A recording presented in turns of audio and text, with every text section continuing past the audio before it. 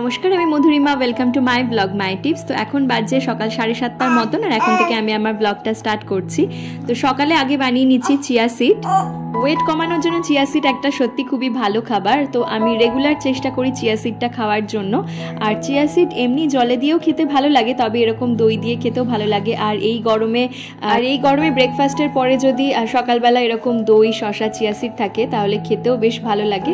তাহলে চলুন পরপর সমস্ত কাজগুলো করি এবং ব্লগটা এগানো যাক। আশা করছি আপনাদের ভালো লাগবে।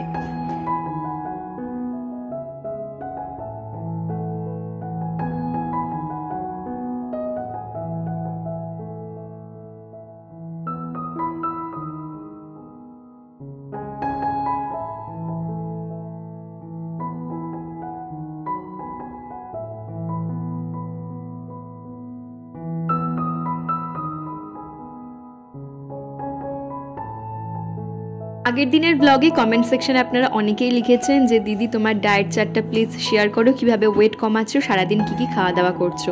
তো আমি বলবো যে আরও একটু ওয়েটটা কমিয়ে নিই। এই মুহূর্তে যা ওয়েট রয়েছে তার থেকে আরও 3-4 কেজি কমিয়ে নেওয়ার পরে যে ডিফারেন্সটা তোমরা দেখতে পাবে, তারপরেই না হয় শেয়ার করব। আশা করছি আরও 1 মাস লাগবে মোটামুটি 3-4 কেজি কমানোর জন্য। তার কারণ আমি খুব তাড়াহুড়ো করে ওয়েট কমাতে চাই না। খুব তাড়াহুড়ো করে ওয়েট কমালে কি হয়, প্রচণ্ড মাথা ঘুরতে থাকে, লো ব্লাড প্রেশার হয়ে যায়, এই সমস্যাগুলো হতে থাকে।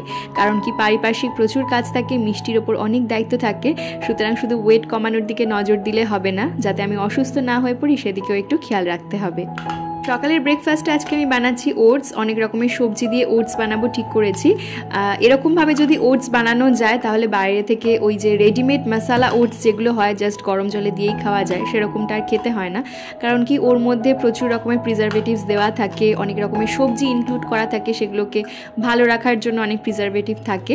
মশালা ওটস দোকান থেকে কিনে আনা যেটা, সেটা অনেকবার খেয়েছি, খেতে ভালো লাগে। তবে বাড়িতে এইভাবে বানিয়ে খেলে কিন্তু তার থেকেও বেশি ভালো লাগে। তো আপনাদের সঙ্গে রেসিপিটা শেয়ার করছি। আশা করছি আপনারা বাড়িতে বানিয়ে খেতে পারবেন এবং আপনাদের ভালো লাগবে।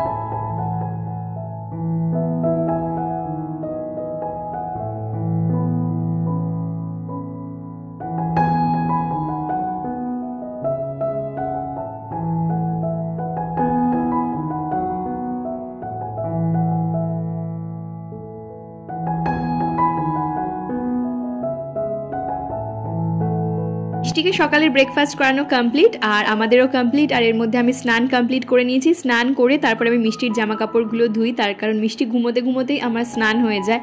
নাহলে সারাদিন স্নানের অসুবিধা হতে থাকে, সেই বেলা 1টা-2টো বেজে যায় স্নান করতে করতে। সেজন্য সকালেই আমি ব্রাশ করে আগে স্নান করি।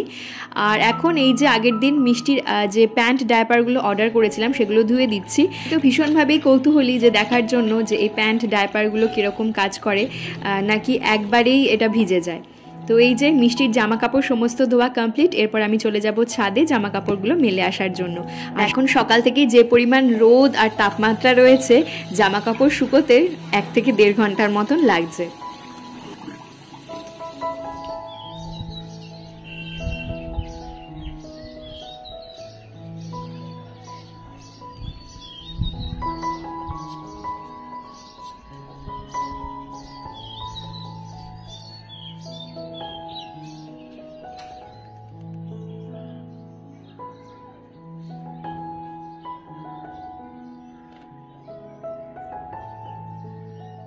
মিষ্টিও যাচ্ছে ওর বাবাকে হেল্প করার জন্য। আরে যেতেই পারছে না, পড়েই যাচ্ছে। দেখো মিষ্টি আসছে তোমায় হেল্প করবে বলে, কিন্তু যেতে পারছে না, পড়ে যাচ্ছে বেচারা। চলো চলো চলো মাম্মাই, চলো, বাবাকে হেল্প করবো তো। মিষ্টি, আরে বাবাকে হেল্প করবো তো। কি দাও তোমার? মিষ্টির এই জামাটা ভীষণ সুন্দর, ওকে পরানো হয় না। তো যেদিনকে এই জামাটা পরেছিল মিষ্টি, প্রথমবার ওকে পরিয়েছিলাম, খাট থেকে পড়ে গেছিল। কিন্তু এখন খাট থেকে পড়ার আর কোনো ভয় নেই বাবা। আমি এখন এটা নামিয়ে রেখেছি, তার কারণ আমি সামনে যেহেতু আছি। মাম্মাই জামাটা কি সুন্দর, দেখ। কি হয়েছে? চলো, মিষ্টির ঘুম পেয়ে গেছে, এবার ওকে খাইয়ে দেবো। এখনো বাজে, ঘড়িতে হচ্ছে 9:30 বাজে। তো মিষ্টিকে এবার খাইয়ে দেব আর 10টার মধ্যে ঘুম পাড়িয়ে দেব। চলো মাম্মাই। সারাদিন আর সেরকম ভাবে ব্লগ করার সুযোগ পাইনি, তো রাত্রেবেলা থেকে আবার ব্লগটা স্টার্ট করেছিলাম। মিষ্টিকে আজকে রাত্রেবেলা একটু অন্যরকম খাবার দিচ্ছি। আলু সেদ্ধ থাকছে আজকে ওর রাতের খাবারে, তার সঙ্গে ভাত, মানে একদম ফ্যানা ভাত করে নিয়েছি আমি ওর জন্য। ভাতটা একদম গলিয়ে নিয়েছি, তার সঙ্গে আমাদের জন্য ডাল করেছিলাম, সেই ডালই মিষ্টিকে দেবো। আর আগের দিন বাড়িতে যে ঘি বানিয়েছিলাম, সেই ঘি ভাতটা একটু অর্ধেক করে নিয়ে তার মধ্যে মিশিয়ে দেবো, কারণ প্রথমবার যেহেতু মিষ্টিকে আমি ঘি দিচ্ছি এইভাবে। হ্যাঁ, আরও একটা কথা, লাস্টের কথাগুলো আমার ভিডিওতে বলা, লাস্টের যে সমস্ত কথাগুলো মিষ্টির রিপোর্ট নিয়ে, সেইগুলো দেখে হয়তো আপনারা বলবেন যে তুমি জানা সত্ত্বেও মিষ্টির এরকম প্রবলেম হচ্ছে, তারপরেও তুমি এটা কিভাবে করলে। এই ভিডিওটা তখনই ক্যাপচার করা যখন মিষ্টির রিপোর্ট অলরেডি হাতে পাওয়া হয়ে গেছে এবং আমি নিশ্চিন্ত হয়ে গিয়েছি। যে কিছুটা ভাত আমি এখানে আলাদা করে নিলাম, তার কারণ হচ্ছে মিষ্টি যেহেতু প্রথমবার এইভাবে ভাতের সাথে ঘি খাচ্ছে, যদি পুরো ভাতটার সাথে মাখিয়ে ফেলে এবং পরে খেতে না চায় তখন অসুবিধা হবে। সেজন্য অল্প একটু ভাতের সঙ্গে দিয়ে আগে ওকে টেস্ট করিয়ে দেখাই যে ও আদৌ খেতে চায় কিনা, তারপর বাকি ভাতটা দেবো।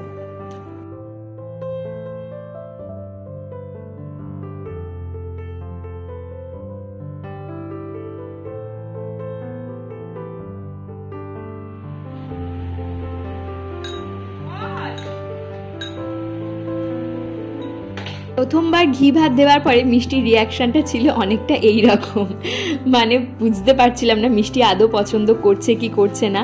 তো দ্বিতীয়বার আবার যখন ওকে দিলাম তখন একদম নর্মাল ছিল সব কিছু। তো দেখতেই পাচ্ছেন প্রথমবার এরকমভাবে রিয়াক্ট করছে। আমি তো ভাবলাম মিষ্টি হয়তো ঘি খেতেই চাইবে না, পছন্দ করবে না, কারণ আমিও ছোটোবেলায় একদম ঘি খেতে চাইতাম না, অ্যাভয়েড করতাম, আমার গন্ধটাই পছন্দ হতো না। তো সেক্ষেত্রে আমি একটু টেনসড ছিলাম। তারপরে দ্বিতীয়বার দেওয়ার পর মিষ্টি একদম ঠিকঠাকভাবে রেসপন্স করলো।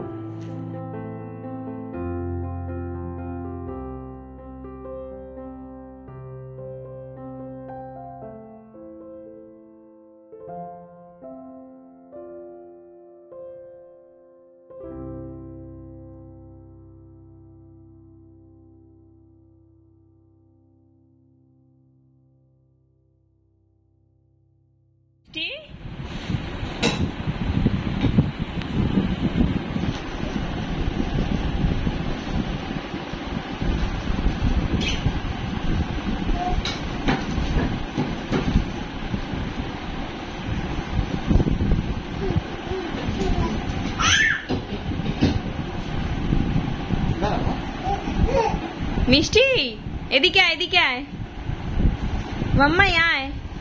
আমার ভালো লেগেছে। আমার এই দেখ ক্যাট, ক্যাট এসছে। মিষ্টি ক্যাটকে ডাকো।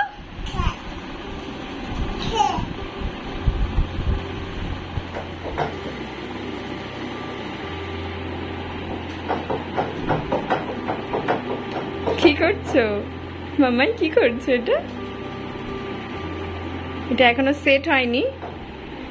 ওর বাবা জাস্ট একটু দেখলো কিরকম ভাবে লাগানো যাবে না যাবে, তো কালকে এটা একদম সুন্দরভাবে অ্যাটাচ করে দেবে।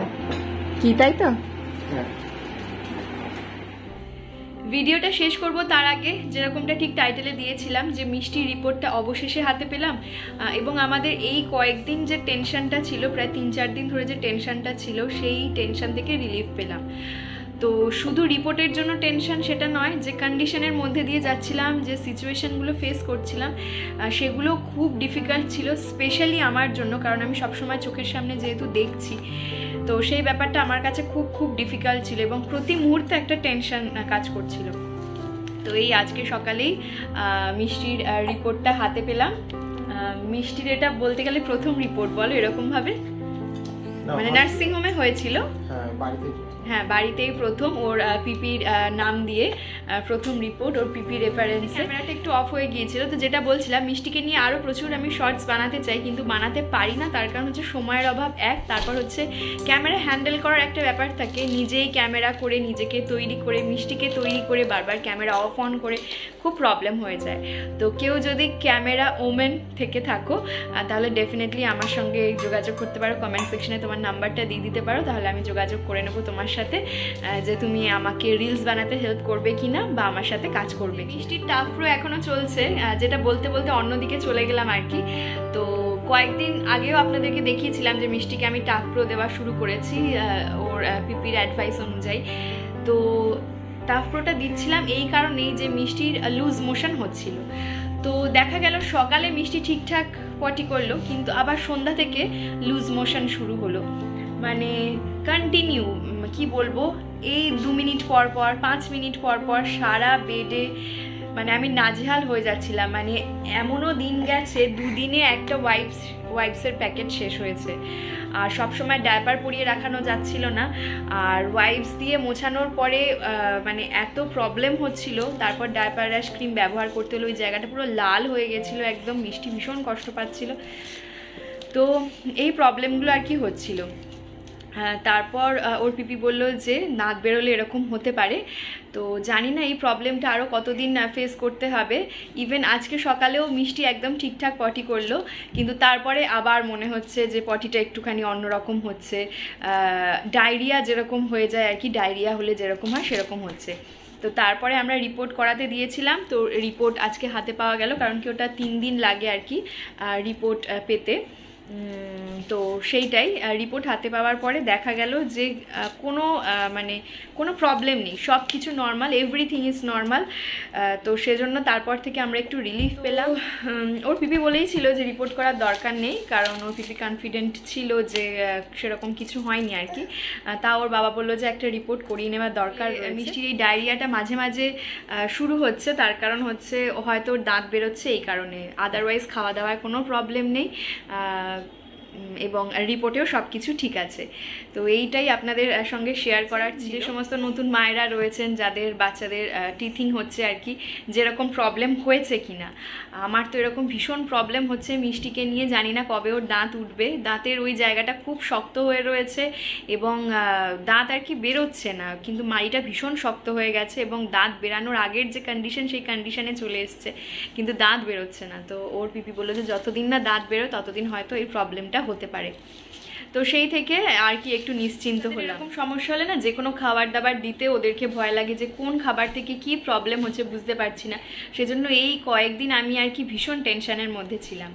তো যাই হোক, যে দুটো কথা আপনাদের সঙ্গে শেয়ার করলাম, আশা করছি রেসপন্স পাবো আপনাদের থেকে। শেয়ার করেছিলাম যে অ্যামাজন থেকে অনেকগুলো জিনিস অর্ডার করা ছিল, সব থেকে ভালো হয়েছে সেটা হচ্ছে বেড গার্ডটা। আমি ডেফিনেটলি বলবো যে সমস্ত নতুন বাবা মায়েরা রয়েছেন, যদি দেখছেন ভিডিওটা, তাহলে এই বেড গার্ডটা অবশ্যই অর্ডার করবেন, খুব সুবিধা হবে, আপনার লাইফ কোয়ালিটিও ইমপ্রুভ করবে এবং তার সাথে সাথে বাচ্চাকে নিয়েও কিন্তু একদম নিশ্চিন্ত থাকতে পারবে। তাহলে এই যে মিষ্টিকে নিয়েই লাস্টে আজকে ভিডিওটা শেষ করছি। মাম্মা একটু টাটা করে দাও, তো টাটা করে দাও, এটা নামাও, এটা খাওয়া হয়ে গেছে। তাহলে ও আজকের ভিডিও কি হলো, তোমার কথা সবাই শুনতে চায় তো? আচ্ছা ঠিক আছে না, আচ্ছা মাম টাটা করে দাও, টাটা করে দাও, করে দাও। মাম ক্যাট ক্যাট ক্যাট কোথায়? ক্যাট এসছে ক্যাট। স্পাইডার স্পাইডার খুঁজবে, স্পাইডার কোথায় আছে। আর ক্যাট কোথায়? ক্যাট বলে দাও, ক্যাট কোথায় আছে? আমাদের বাড়িতে আছে না ক্যাট? হ্যাঁ বলো, হ্যাঁ হ্যাঁ ক্যাট কোথায়? হ্যাঁ ক্যাট। তাহলে আজকের ভিডিওটা এখানেই শেষ করছি, আর বেশি লম্বা করলাম না। যদি ভালো লেগে থাকে তাহলে চ্যানেলটা সাবস্ক্রাইব করে দিতে ভুলবেন না। কেমন লাগলো অবশ্যই কমেন্ট সেকশন কেমন লাগলো অবশ্যই কমেন্ট সেকশনে জানাবেন। আর আপনার পর একটা লাইক আমাকে নেক্সট ভিডিও বানাতে অনেক অনেক বেশি মোটিভেট করে। তাহলে আজকের ভিডিওটা এখানেই শেষ করছি। মাম টাটা করে দাও, টাটা টাটা করো, টাটা করো। ও কি, হ্যাঁ টাটা টাটা।